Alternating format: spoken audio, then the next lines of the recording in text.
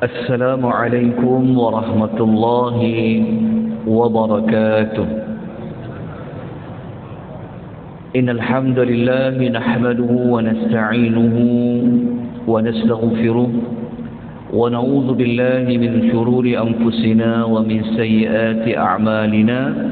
من يهده الله فلا مضل له ومن يضلل فلا هادي له. أما بعد. Muslimin dan muslimat rahimani wa rahimakumullah. Pagi ini kita akan membaca ayat yang baru, ayat yang berada pada muka surat 104 bagi nota bercetak. Manakala kalau tuan lihat secara soft copy, dia berada pada slide nombor 214, yang mana kita akan membaca ayat yang ke-14. A'udzu billahi minasy syaithanir rajim.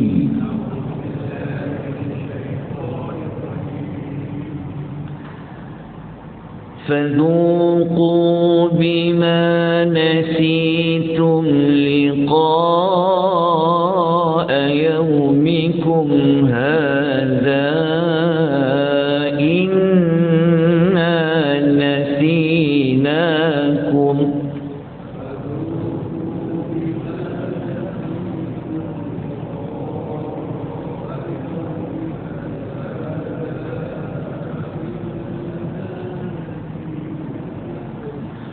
وذوقوا عذاب الخلد بما كنتم تعملون.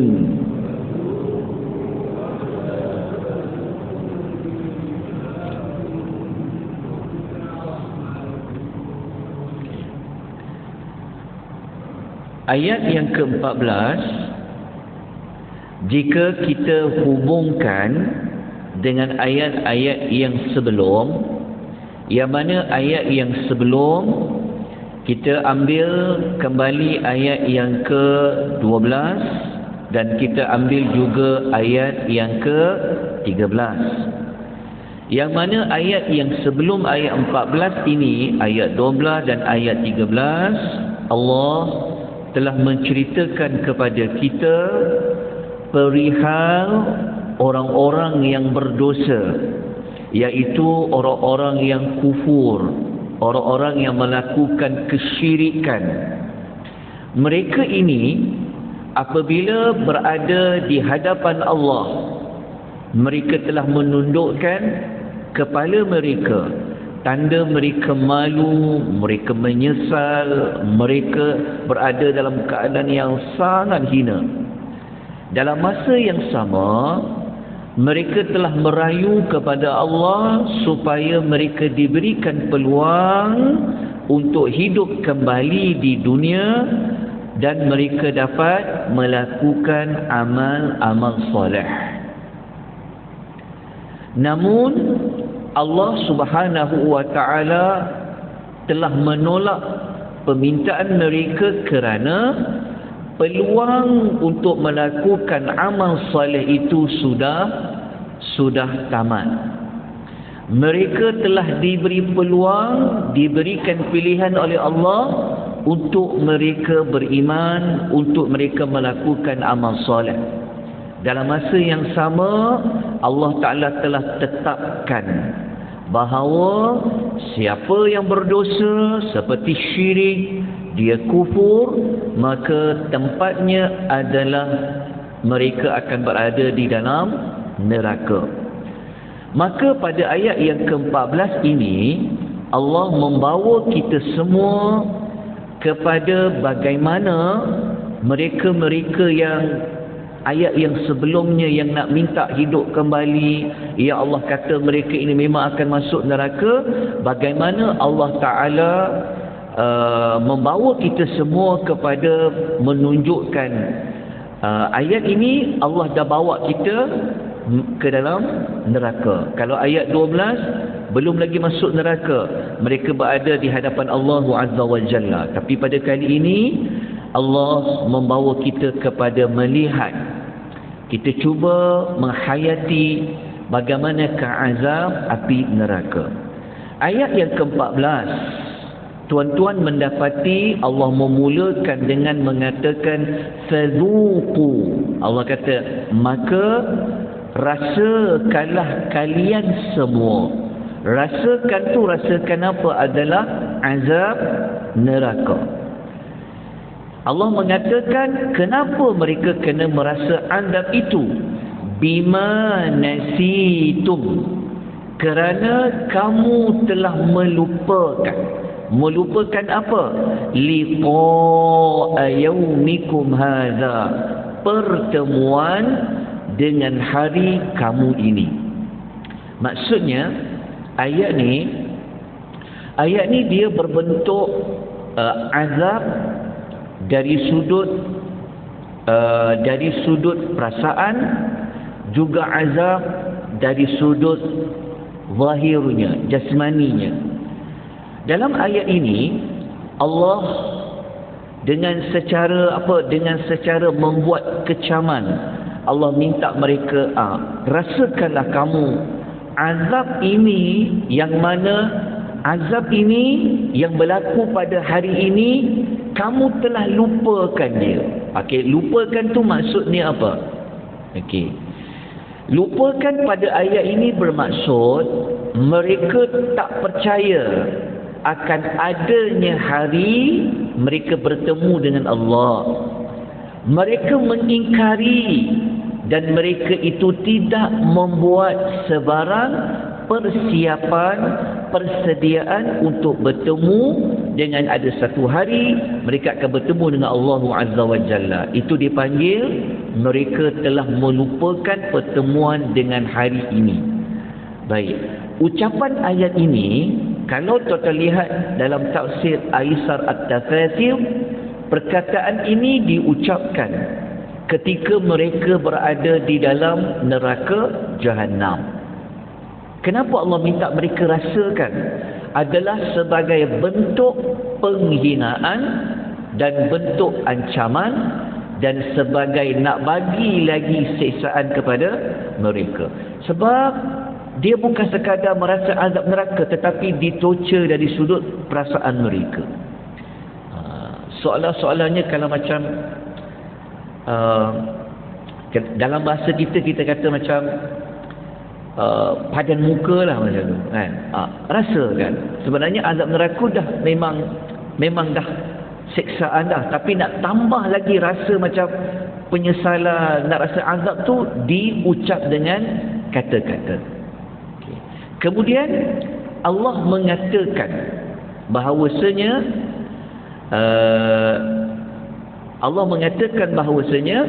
disebabkan mereka telah lupakan hari pertemuan itu, maka Allah Ta'ala kata apa? Inna nasinakum, kami pun telah lupakan kamu. Okay. Apa maksud Allah kata kami pun lupakan kamu?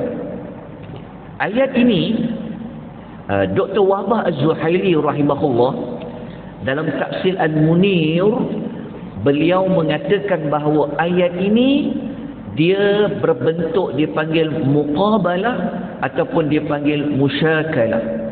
Apa maksud dia? Dia panggil ayat ni macam sama, mereka lupa, Allah pun lupa.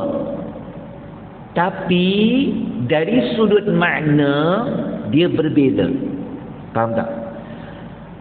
Orang kafir dia lupakan hari pertemuan dengan Allah. Allah pun kata Allah lupakan dia orang. Jadi adakah lupanya manusia itu sama macam lupanya Allah? Jawapannya sudah pasti tak sama. Walaupun ayat tu berbunyi macam sama. Okey, untuk lebih jelas lagi kita baca apa ulasan Ibnu Katsir. Apa maksud Allah melupakan mereka?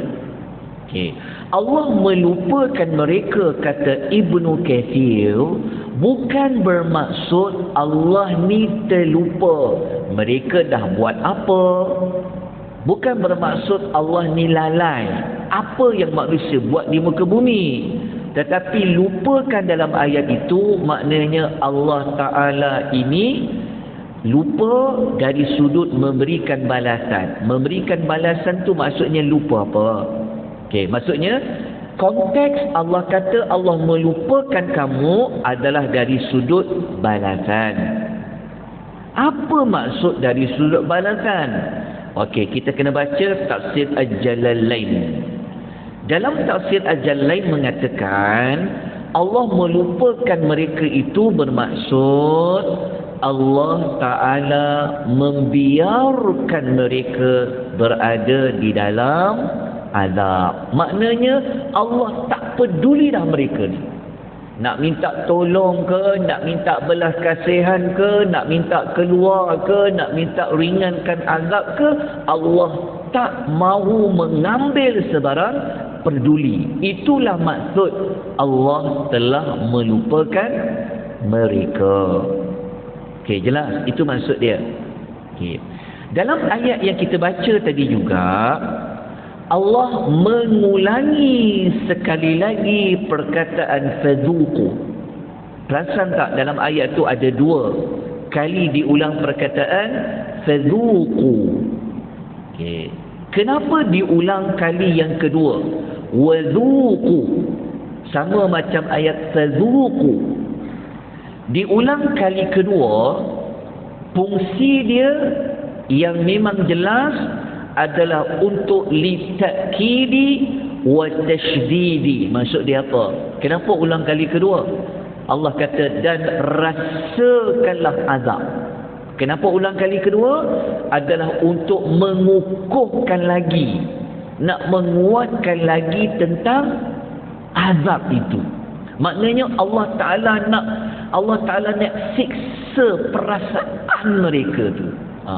Bukan sekali, tapi diulang buat kali yang kedua. Okay.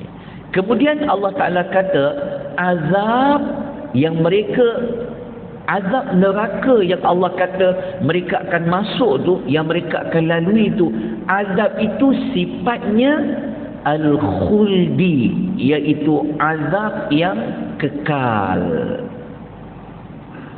Kenapa azab yang kekal? Maksudnya mereka yang masuk neraka ni, mereka akan melalui azab sampai bila-bila. Tidak akan berhenti azab itu sampai bila-bila. Kenapa? Apa yang mereka dah buat? Allah kata bima kuntum ta'malun. Dengan sebab apa yang kamu telah kerjakan. Maknanya ayat ni bagi tahu mereka masuk neraka adalah disebabkan apa? Disebabkan tindakan yang mereka telah ambil ketika mana mereka berada di dunia. Kita kena faham sebab apa yang kamu telah kerjakan menunjukkan apa? Menunjukkan Allah ini tidaklah memasukkan seseorang ke dalam neraka, melainkan mesti ada sebabnya. Jadi ayat ini membuktikan mereka memang patut, mereka memang layak dimasukkan ke dalam api neraka. Sebab dia apa agak-agaknya? Sebab dia yang ayat mula-mula tadi itulah bima nasitum liqa'a yaumikum hadza. Sebab apa? Sebab mereka telah lupakan hari pertemuan dengan Allah. Kita telah ulas tadi apa maksud lupa pertemuan dengan Allah. Dan mereka mengingkari, mereka tak percaya, akhirnya mereka tak buat apa-apa pun persiapan nak jumpa dengan Allah Azza wa Jalla. Sebab itu ayat yang ke-12 yang kita baca sebelum ini, mereka minta untuk buat amal salih, minta dihidupkan kembali. Itulah puncanya. Sebab disebabkan tak percaya jumpa dengan Allah, sebab tu mereka tak bersedia dengan amal-amal yang salih. Mereka tak percaya jumpa dengan Allah, mereka tak buat amal soleh, itulah termasuk di bawah makna bima nasitum liqa'a yaumikum hadha. Okay. Setelah kita memahami ayat ini, mari kita melihat apakah pengajaran yang boleh kita ambil buat bekalan hidup kita. Mari kita lihat apakah yang kita juga perlu lakukan. Nanti kita akan kupas selepas daripada ayat ini. Jadi kita tengok pengajaran yang pertama. Pengajaran yang pertama, sebelum tu saya mohon maaf saya tertinggal sikit. Okey. Sebelum beri kepada pengajaran, saya minta kalau tuan-tuan ada sesuatu yang nak dicatat. Saya sebenarnya terlupa nak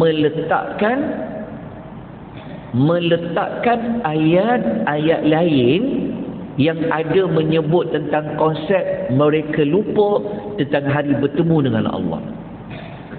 Okay, kalau tuan-tuan dah catat, ada ayat lain dalam surah lain yang Allah ada cerita mereka lupa hari pertemuan dengan Allah ni, kita boleh catat. Yang pertama dalam surah Al-Jathiyah ayat 34. Al-Jathiyah ayat 34. Yang kedua surah Al-A'raf ayat 51. Yang ketiga surah Taubah ayat 67.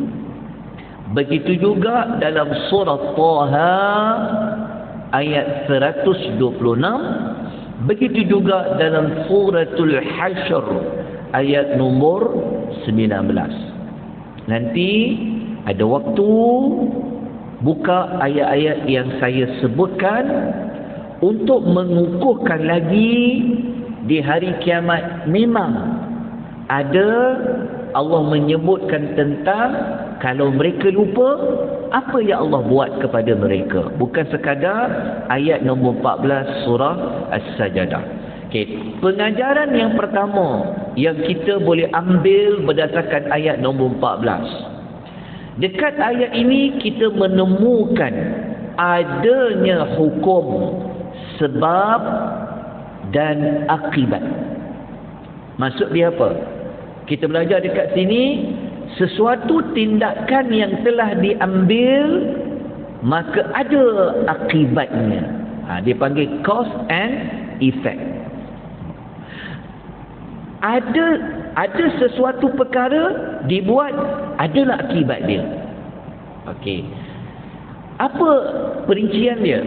Iaitu setiap orang akan dibalas bersesuaian dengan amal yang dia lakukan.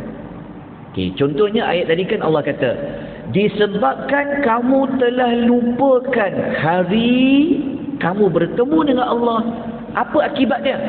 Apa akibat dia? Allah pun akan membiarkan kamu berada di dalam azab. Maksudnya kalau lupa, Allah pun lupakan. Kalau ingat, kalau kita ingat Tuhan, maknanya Allah pun akan ingat kita. Dia panggil macam tu. Okey. Jadi dalam masa yang sama kita dapat belajar dalam ayat ni, tuan-tuan dan puan, yang sebelum saya masuk pelajaran yang kedua, saya tertinggal juga satu pengajaran. Mungkin sebab ayat ni pasal lupa, terlupa juga kita. Wallahu a'lam. Baik.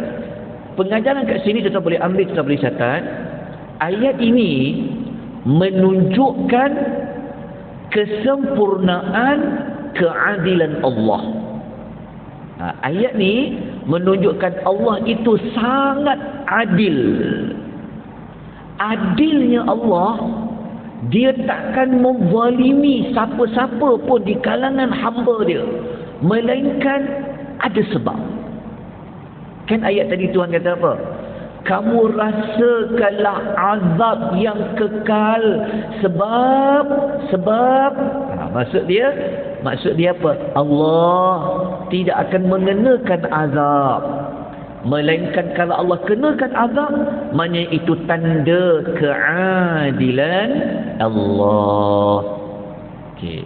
Pelajaran yang berikutnya, azab dalam neraka ini sangat berat. Sangat berat. Macam mana beratnya azab, pedihnya azab, kita boleh ambil ayat yang disebut zuqu. Iaitu Allah kata rasakanlah. Dalam masa yang sama, kalau kita nak catat dekat pengajaran azab neraka ni berat. Dia bukan sekadar melibatkan azab yang kena pada tubuh badan, tetapi azab itu juga ada berbentuk apa? Psikologinya. Azab yang berbentuk ditorture perasaannya. Berat azab neraka ni. Dalam masa yang sama, kita boleh tambah dekat situ, apa contoh azab tu sangat berat? Kita boleh tambah di situ, azab neraka ini dia khuldi. Khuldi tu apa? Azabnya kekal, berterusan sampailah bila. Jadi berat tak azab neraka tu? Sangat berat. Kenapa tuan-tuan dan puan? Okey. Jadi kalau kita tak nak termasuk dalam kumpulan manusia yang berada pada ayat nombor 12, 13 dan ayat nombor 14, jawapannya ada pada ayat nombor 15, ayat nombor 16. Jadi ayat 15-16 kita tak baca pagi ni, kita akan baca pada keesokan harinya. Jadi dia punya jawapan dia adalah ayat 12, 13, ayat 14. Allah menyebutkan dulu kumpulan yang pertama. Kumpulan pertama Allah sebut tentang ahli neraka. Nanti kita masuk ayat 15, ayat nombor 16, Allah sebut kumpulan yang satu lagi. Jadi tindakan kita tak nak melakukan mana-mana perkataan, perbuatan yang sama macam keterangan ayat 12, 13 dan ayat nombor 14. Jadi kita kena buat, kita kena ikut seperti mana ayat nombor 15 yang kita akan bacakan pada keesokan paginya. Baik, itulah pengisian ringkas pagi ini. Moga-moga kita dapat menambahkan rasa takwa kita, rasa takut kita yang diiringi dengan usaha-usaha untuk kita dijauhkan oleh Allah daripada azab neraka Jahannam. Moga-moga dengan sifat takut kita ini menyebabkan kita buat apa yang Allah suruh, kita tinggal apa yang Allah larang, kita memperbanyakkan amal-amal soleh untuk persediaan kita bertemu dengan Allah Azza wa Jalla.